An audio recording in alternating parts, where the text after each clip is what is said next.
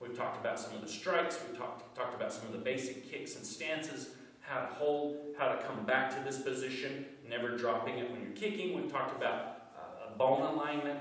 We've talked about the knees and the elbows, and every block is a strike, and every strike is a block. You can also block with your kicks. So someone's got their hands up, I can kick that down and then come around and kick them.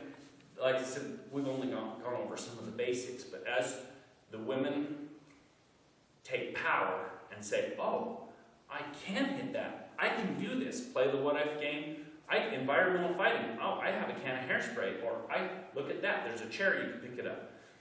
When you do some of these things, if you had a bat or something, you know, when you swing like this, you're losing control. Something like this is much more effective when you jab it, because you've got both hands on it, you've got control of it, you can jab it, and it's harder for them to grab it if you're jabbing and pulling back than if you're swinging. You can lose control on it. Swinging, if you connect, you can really hurt them, but jabbing, just go forward and jab. So the other portions are, for example,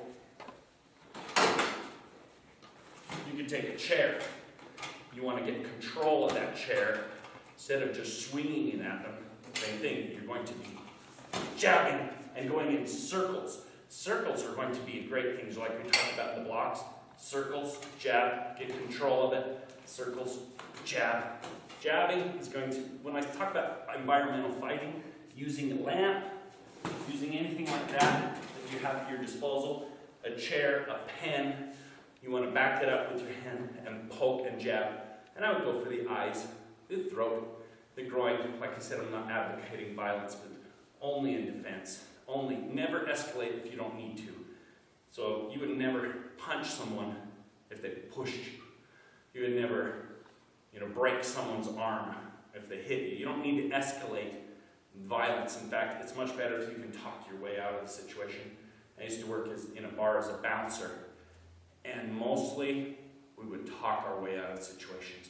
And then when the talking didn't work, we did some of the holds that we discussed, and there's other holds that we can go into. Thank you for coming to Saykoshta Self-Defense.